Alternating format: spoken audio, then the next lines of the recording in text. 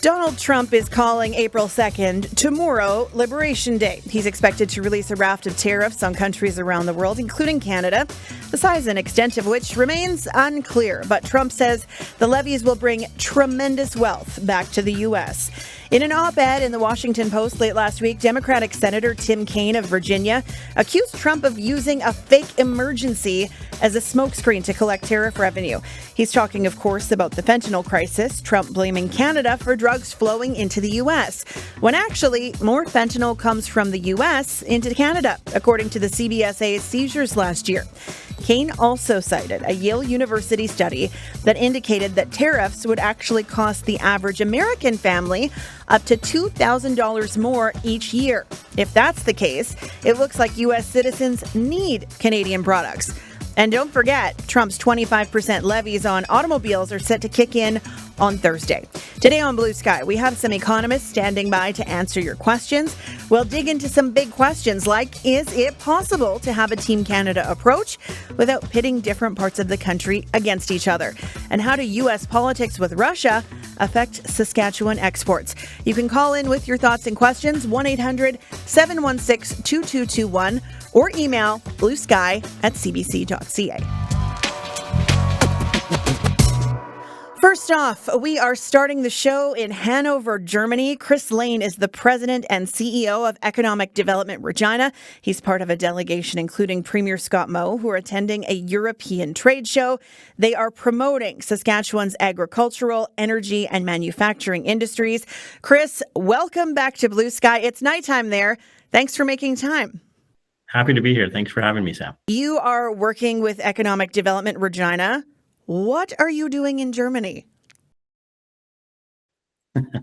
Well, I think, you alluded to a Team Canada approach, and something that we have been supporters of for a long time here at Economic Development Regina is a Team Saskatchewan approach within that. And so, we're here with individual companies, businesses from Saskatchewan, policy leaders, and investors as well. Canada has a massive footprint at this particular show. This is the world's largest trade show, and Canada is a partner country this year. So from our home, there is a lot of interest, a lot of people, and a lot of capital represented here. So that is the story here. We're here specifically to advocate for Saskatchewan businesses as they diversify markets based on what's been happening in the United States, and also to make sure that companies around the world, investors around the world, know that Saskatchewan is certainly open for business, and that Regina has some great opportunities here. So there's a lot to talk about in terms of what's changing underfoot in the global economic picture, and we're seeing that unfold here in real time as the economies of the world come together and talk about this and debate this right here in Germany right now. You talked about diversification and businesses moving, kind of what they're focusing on around in a global scale. Are there specific businesses or industries that you're promoting while you're there? Sure. Well, what Saskatchewan does well is certainly well known: agriculture, food processing, advanced manufacturing, energy, both traditional and renewables and non-traditional, biomass industries. All of those are, globally impactful industries that we do really well here in Saskatchewan. I'd add mining and critical minerals to that.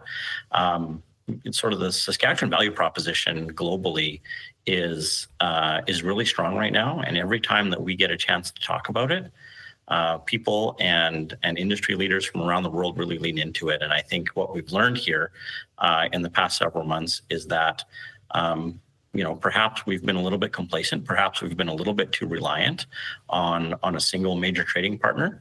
And the conversations that I'm party to and that I'm listening to here in Germany are that the rest of the world is kind of understanding that in real time with us.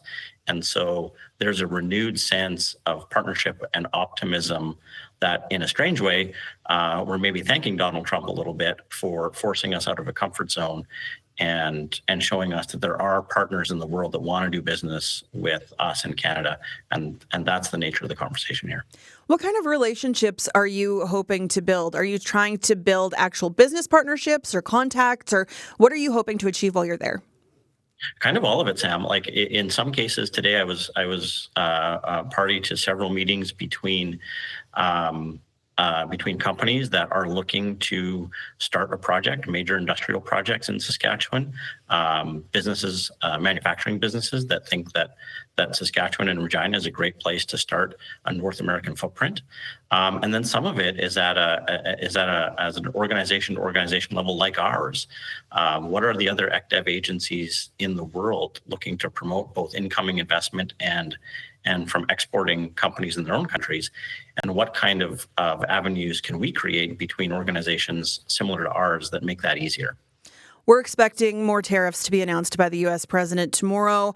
Are there industries in Regina that you're concerned about? I think, Regina is built, Saskatchewan is built as an exporting jurisdiction. So, the companies that either extract or create, manufacture, value add, everything from agriculture to machinery, to minerals that come through Regina, their primary market is the United States in a lot of cases, and so that does have us worried.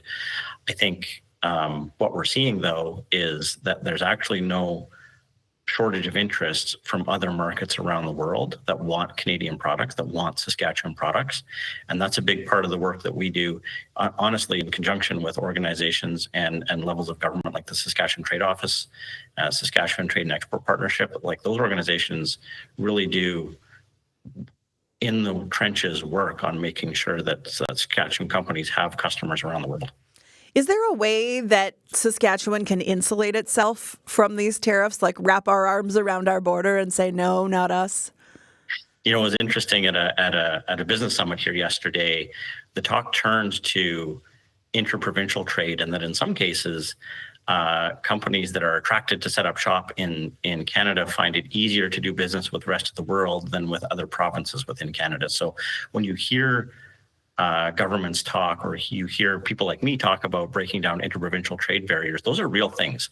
And so from an insulation standpoint, maximizing the Canadian market, being able to trade and move goods and services across provinces, that is a real thing. And I think again, the silver lining to this cloud is that we're having a real conversation about that now. But keep in mind that the Canadian market is only so big. Some of the companies that we talk to about setting up shop in Regina, the Canadian market is only part of that business plan. What they're really looking for is to manufacture, distribute, and sell ultimately into the entire North American market. And that is really what is at risk here, is that foreign investment that comes and makes big investments, big projects into Canada is often looking ultimately to export outside of Canada, whatever those products may be.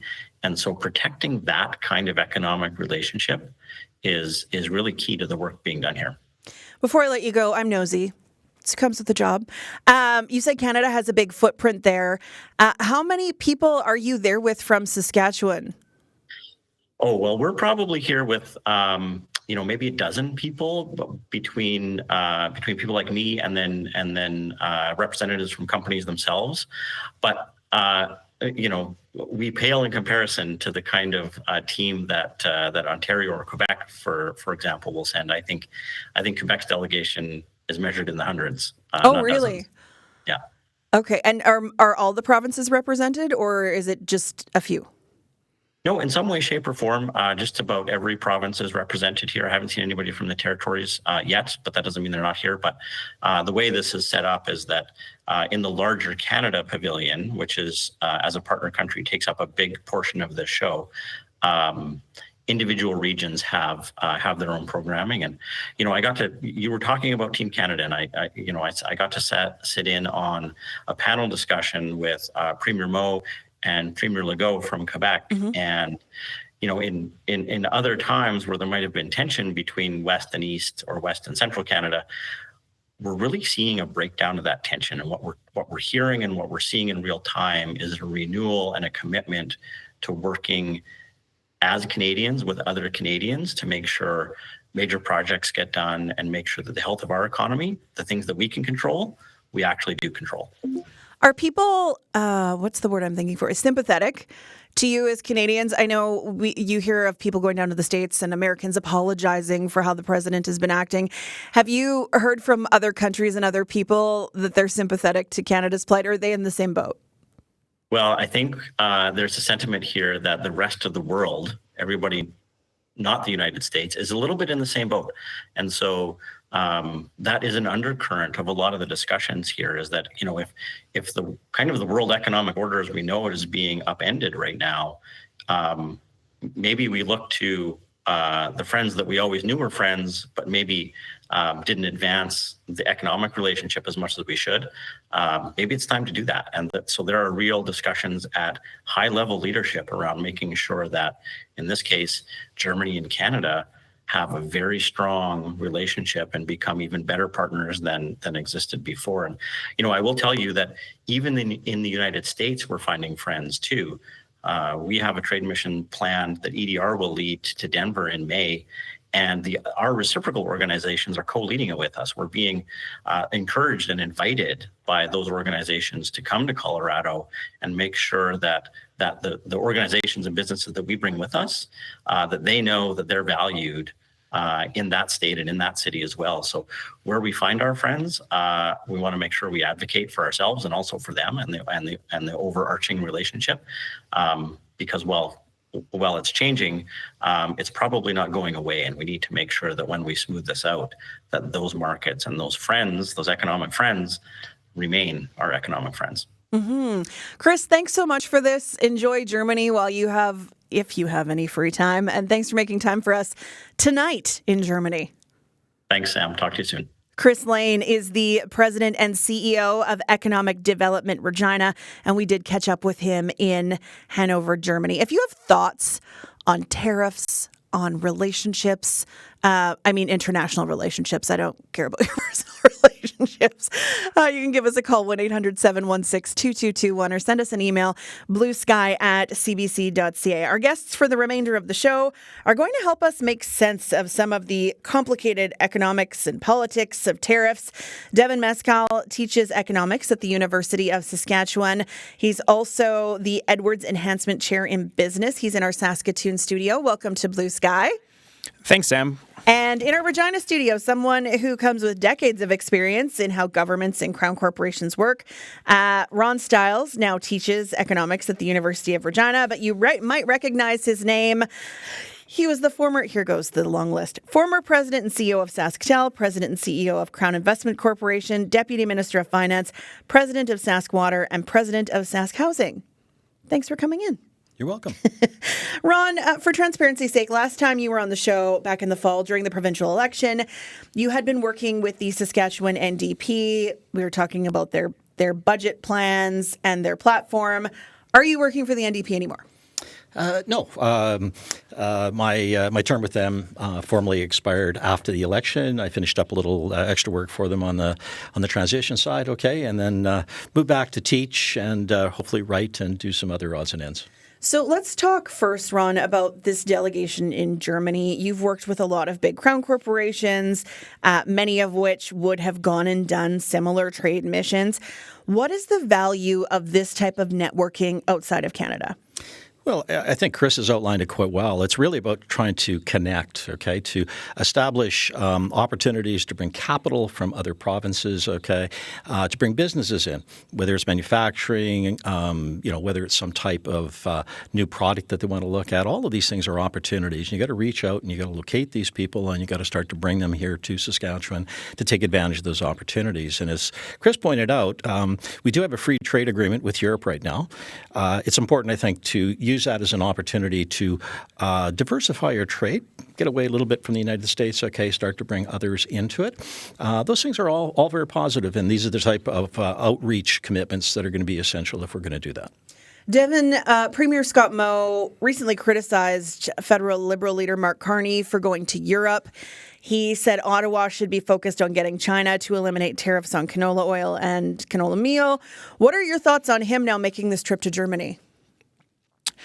Well, I think that the point that I think Scott Moe was trying to make was more the importance of trying to get our canola dealt with. That is a major export for the country, but also for our province, and sort of timely in nature. And so I think that, as both Ron and Chris pointed out, making more connections to diversify our supply chains is beneficial. And so whichever leader is going there is important to our country, but there's also issues and work that need to be done within specific industries, and that's for sure. Okay, let's get into some of the complicated nature of tariffs now. We have them coming at us from China, from the United States. What are the tariffs that are hurting Saskatchewan the most right now, Devin?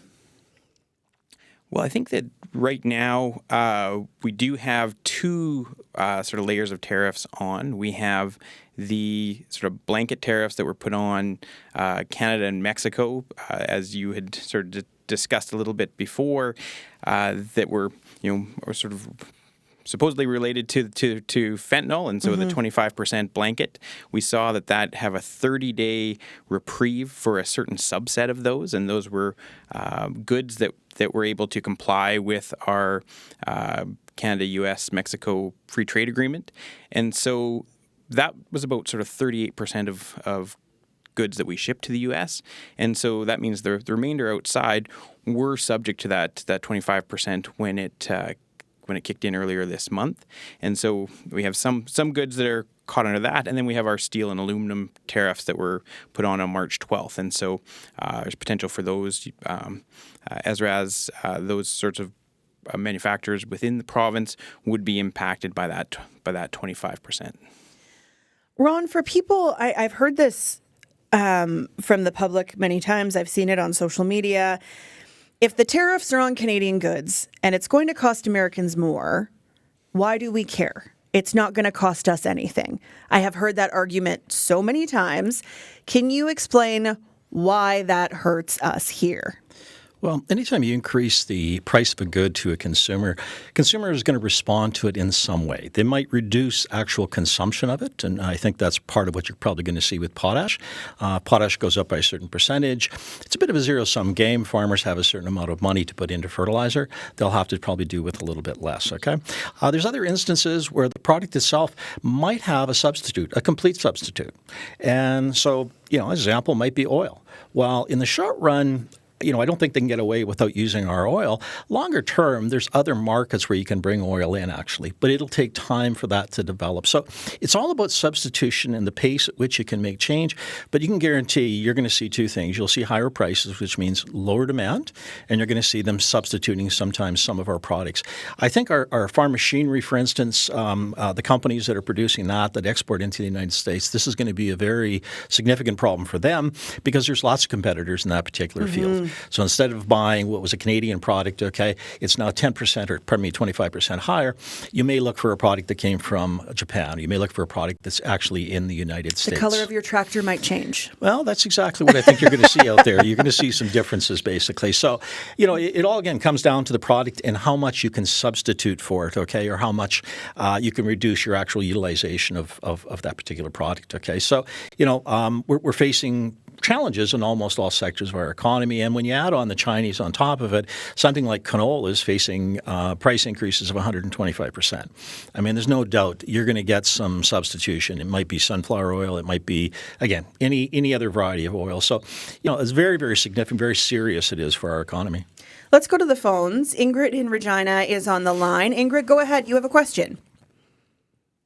Yes. Initially, I thought that interprovincial trade would be a good idea so we could be more independent of U.S. markets.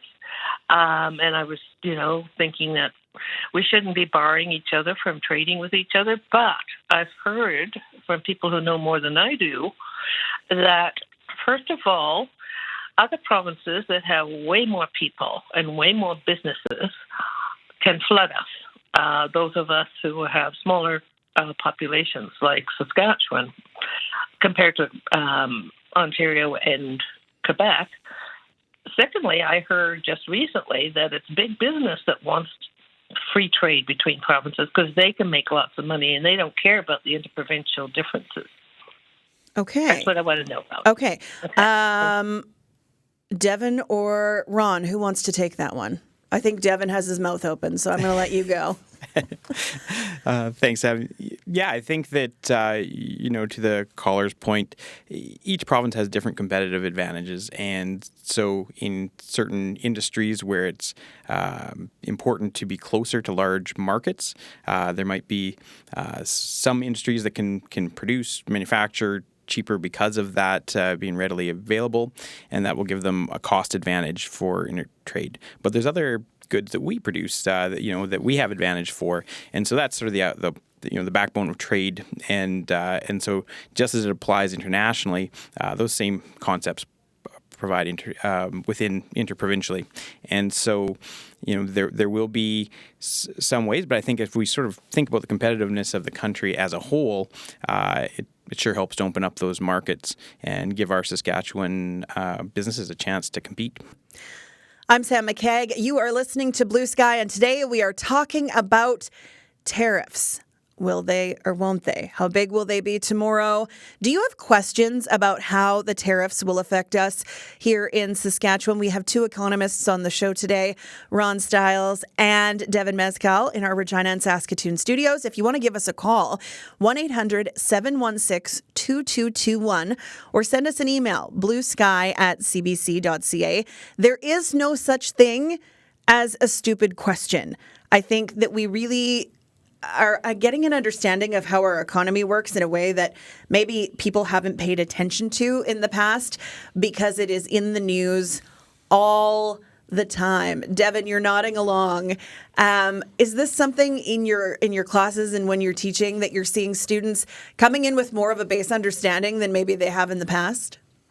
Well, I think it's fair to say that if we were to rewind to Christmas time, not many people had heard the word tariff in quite a while, and so now I think we're getting pretty knowledgeable out there about how tariffs work, and as Ron gave us a great understanding of who bears the cost of those tariffs, and so I think it is important. I think it's allowing us, I think, to actually question some assumptions, and as Chris laid out, to sort of rethink, to sort of pull out of sort of we'd sort of got into sort of a sustainable mediocrity. And I think that this is sort of allowing us to rethink some stuff. And so I think there's a professor at Harvard named Professor Fry who always says, never let a good crisis go to waste. And I think that's what we're doing here. Okay, Kathy in Regina has a question.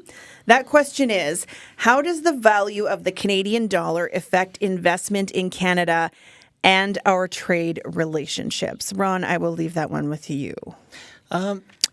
Actually, a decline in the value of the Canadian dollar benefits the capital flows into Canada. In some ways, it's going to offset, because it's dropped quite a bit in the past sort of year and a half. It's going to partially offset the impact of the tariffs. So it is good from that perspective. However, if you're trying to import things for businesses and you're importing from the United States, it's going to cost you a lot more. So again, there's two sides to the same coin, essentially. The American dollar is worth a lot more if you want to invest in Canada, but the flip side is that you're going to need that because the cost of the goods you're bringing into Canada is going to be at a higher price. So, it's always good to see both sides of that particular coin. I think most economists would tell you that a dollar that maybe is a little higher than where it is today is probably a nice balance in all of this. Today it seems to be just a little low, but depending what happens with the tariffs that are going to be announced tomorrow, you may see it drop even further. How low could this thing go? Well, I've heard other economists talk about it being in the low 60s. I'm not quite there myself, but would I be surprised to see 65 cents? No. I think if the tariffs are severe enough, you could see it get down into that sort of mid-60s. I wouldn't be surprised at all. Devin, when was the last time we saw a dollar that low? I don't know if I can recall, but I think the work that Chris is doing over in Germany is the stuff that will hopefully keep us in those mid-60s rather than the low, because if we can create demand for our products from other places, that gives us a little insulation there too. Ken in Regina is on the line, and he has a question about currency fluctuations. Ken, go ahead. Oh, Ken hung up. Maybe you just answered his question with the dollar. Donna has sent an email. It says, Canada's been reliant on Americans for too long. We should see these tariffs as a wake-up call. With the free trade agreement we never should have signed, Canada's become less productive, leaving us in a situation where tariffs now threaten the economy. Break down the interprovincial barriers, develop our own economy, and let the Americans continue with their isolation policy. By the way, we should allow these Chinese electric vehicles into Canada with low tariffs. Mutual destruction is the only thing Mutual destruction is the only thing Americans understand. The auto industry is behind other countries in development. Agree or disagree from you two on that one? Well, maybe I'll kick in first, okay? There's a lot there in that question. I mean, there's sort of all different aspects to it. I don't think you can build a modern country with a higher standard of living if you're not trading. There are advantages to trade that we talked about a little bit earlier, okay? It's a much more efficient way for the economy to operate. So again, I don't think you can get away with not trading. It's a necessity, and again, you can look at just about any of the developed nations in the world, and they have a high level of trade. So it's very, very important. It is. What the issue is about is diversification, and can you diversify it in a fairly significant manner that you're not open to the kind of swings that are going to occur with what the United States is planning. And again, some of that can occur. I mean, you're going to see it happen. We're going to probably see more of our products going to other countries. Maybe it's in Asia, et cetera. But there is a natural tie between us and the United States that we're never going to get away from, okay? If somebody's producing something in Regina, the nearest place to sell it outside of our own country is the United States. Mm-hmm. It's the lowest cost. And so there's a natural pull. So I don't believe that in Saskatchewan we're going to drop from the mid-40s, or I think it's about 54% of all our exports actually that come from exports go into the United States. I don't think you're going to see that go away. I mean, I think you're going to see it drop, okay? But, another president comes along in 5 years and decides that, he's going to get rid of the tariffs, et cetera. I will tell you right now that you'll see the economy go back to, focusing in on the United States, okay? We have free markets. Companies will automatically look to maximize the profits, and they will actually focus on where they can maximize profits. So, Devin, we've seen the markets kind of go into chaos over the tariffs. Will they, won't they? Will they, won't they? Up and down. A lot of drops, of course. But what kind of chaos would there be if another president were to come in and just remove them all? Like, what would that do to the global markets if you just flipped it the other way? Yeah, again, there'd be sort of winners and losers because there will be some companies that will set themselves up and make investments, make bets that this is going to carry forward, and so those companies would lose because all of a sudden, one thing that's sort of built in on that question that was asked just previously was the sort of idea, what are you doing to your industry by putting up artificial barriers? And you are making it less competitive. So, right now you can sort of insulate it, but at some point, if that barrier comes down, it won't be cost, you reduce the cost effectiveness and the reason to innovate. And so once that comes down, that can actually make your industries more vulnerable. And so it's a little bit of a dangerous game. We're in a federal election at a time of, we'll call it international chaos. Can you see if these tariffs were not in play, what do you think the biggest election issue would have been? Oh, I think it would be affordability. And again, it connects very strongly to why people are worried about the tariffs. We have an affordability problem right now throughout Canada. Things have changed quite markedly from when the pandemic hit us. People are having a difficult time making ends meet. Things that they've grown to be accustomed to, travel, large vehicles, all these things. It's very difficult to afford those in the present situation. And again, tariffs are just going to make that worse. And again, to me, it's affordability, and again, tariffs is sort of part of that. Mm-hmm. If tariffs weren't there, it would still be affordability. Devin, anything to add to that?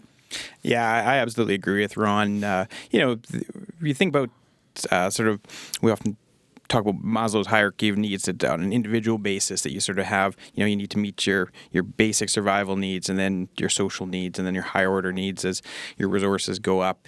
And we can see that for society too, that when everything's good and most of society has their basic needs covered, we can sort of look to more social, and then we can look to sort of higher order, united front, larger aspirational goals. And I think we've seen that. And then all of a sudden, when you have a shock like this, and the shock of, coming off the shock of COVID, where that also caused those affordability issues, we're knocked down. And so some of these aspirational ideas that were front and center in sort of previous elections, they become less important, because more and more of our community and society needs to meet those basic needs, worrying about sort of where that paycheck's going to be and how you get food on the table.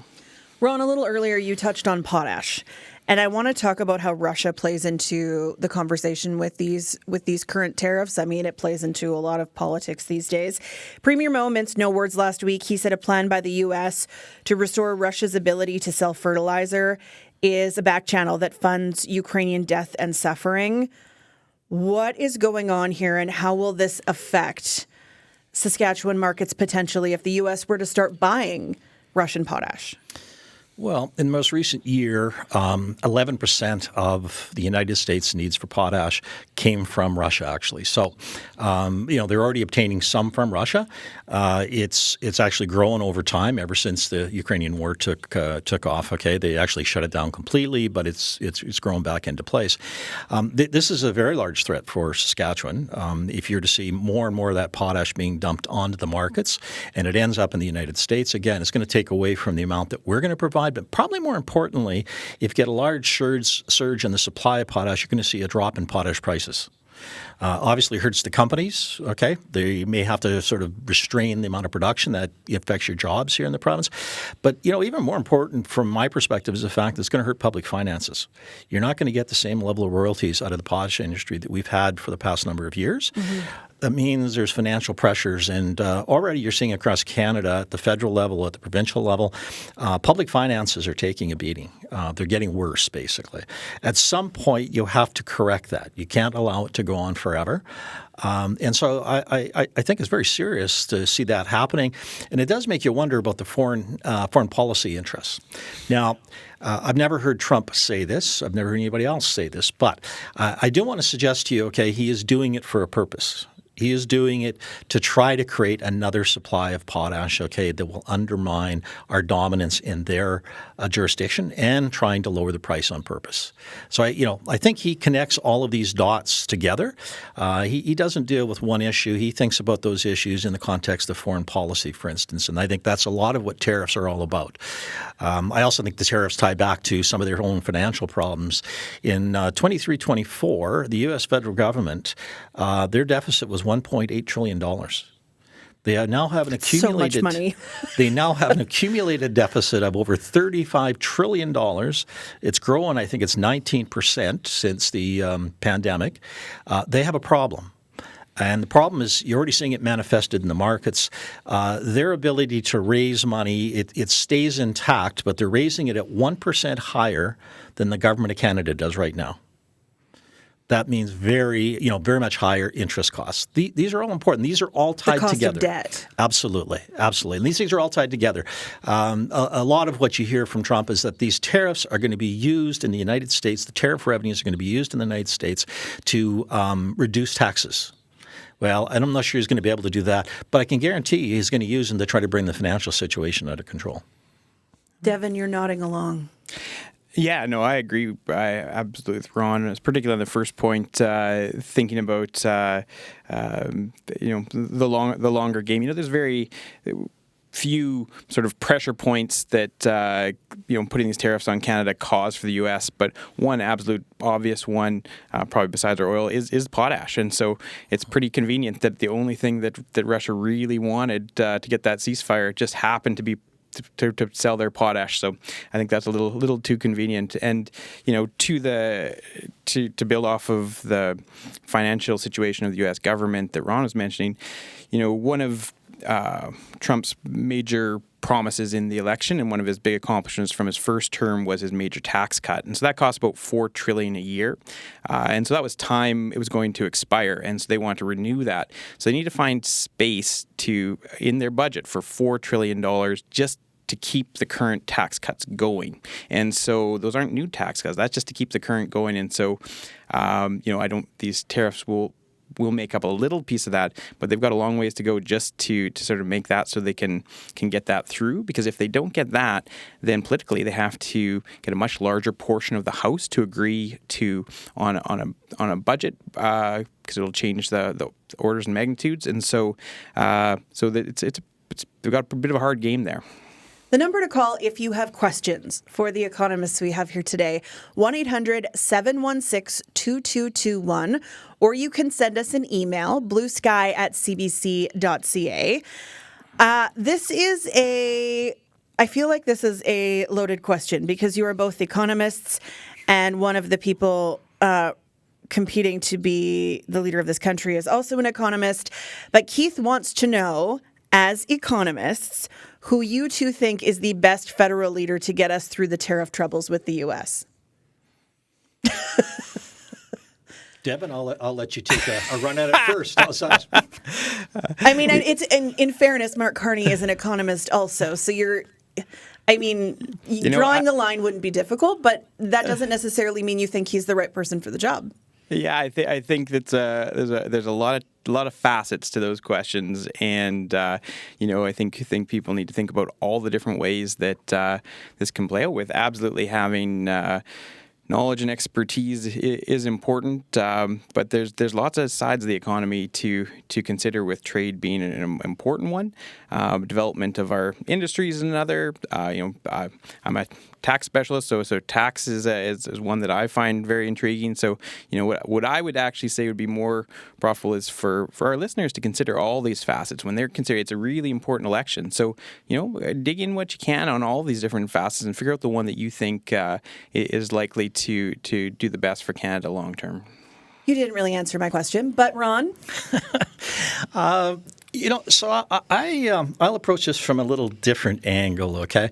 I look at experience, because you need experience in negotiations, in discussions, if you're going to deal with the tariff situation. Yeah, specifically he was directly. asking about That's tariffs, right. yes. And, if you go back to 2007, 2008, okay, Mark was the head of the Bank of Canada, and he had to deal with a very serious recession. He was the one who mobilized and brought together the head of the banks from many other countries to actually end the recession in a sense, okay, and get us back on a rebound to a decent economy. So he's had to deal with international issues. He's had to deal with some very sophisticated discussions in the past. And I think that experience makes him stand out. And I think that's what you're seeing right now in the polling, okay? It stands out. I do know Mark as well. I want to admit my conflict of interest in this, okay? He was with the Federal Department of Finance when I was the finance deputy here in Saskatchewan. He was an ADM, and so I met him and got to know him and know what he's like. I haven't had that pleasure with Mr. Polyev, and so again, there's that sort of issue that comes into it. But from a pure experience basis, okay, again, Mark's got that experience of dealing with crises that I think you have to be through it to understand what needs to be done. You answering it that way, that tells me that you really only see this as kind of a two-horse race. Yeah, definitely. I think the ballot box question is quite simple. Okay, who can do a better job negotiating with Trump? I think it's that simple. Unfortunately, the other parties I don't believe are going to do well in this election. It's essentially a two-party race, and it'll be interesting to see exactly how it all turns out. I've come to learn one thing, that there's another 3 weeks left in the election. A lot of things can happen in those 3 weeks, okay? So, 2 weeks from now, it could change quite dramatically, for some specific reason. There's going to be a big challenge tomorrow, because tomorrow the federal government and Prime Minister Carney are going to have to show that they can manage these things. And again, The House isn't sitting, their legislature isn't sitting, their parliament isn't sitting. So it's difficult to put something in place, and yet he's got to be able to show that he's ready to lead.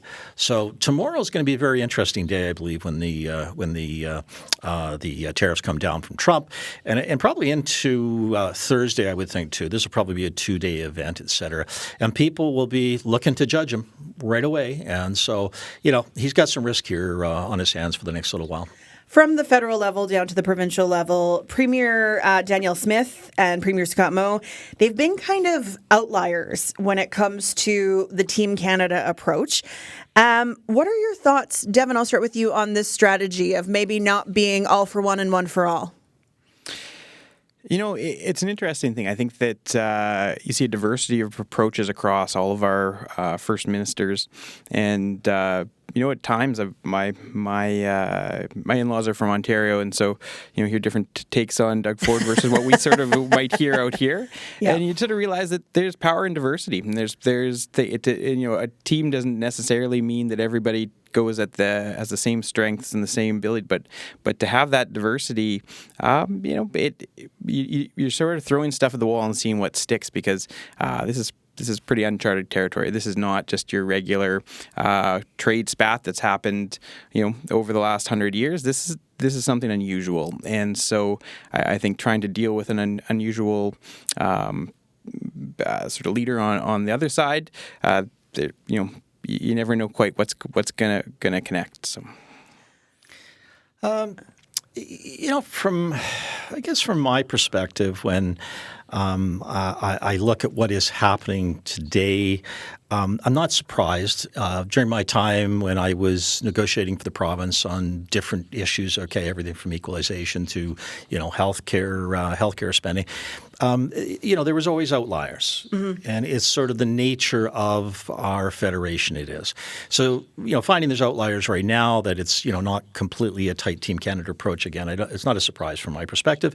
You got to understand, each of these individuals is trying to get reelected in their own jurisdiction, and obviously they need to be able to show to to their constituents, whether it's Saskatchewan, Alberta, Ontario, that they're working hard for those people, and so you should we should expect that. I think they have behaved as a group largely.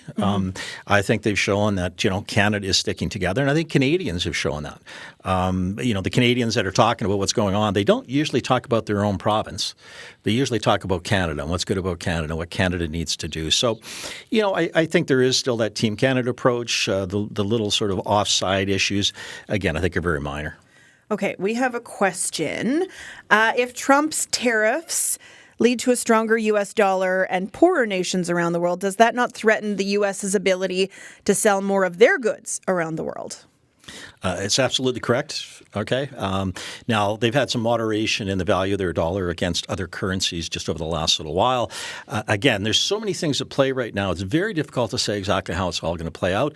Some of the people that are pundits on this issue, they're saying there's going to be 15 countries hit with tariffs tomorrow. That will have impact if it's 15 countries. You got Mexico that's, part and parcel of this as well, and just significant impacts there. So I think it's very difficult right now to say exactly what's going to happen. I think, once we know in the next couple of days, and again, there's a lot of details that'll need to be filled in, we'll start to understand as well what the retaliation is going to look like. One of the things that, I questioned in the strategy the United States is doing right now is simply the fact that they are actually now fighting on, or they're going to be fighting on 15 or 16 different fronts with 15 or 16 different countries.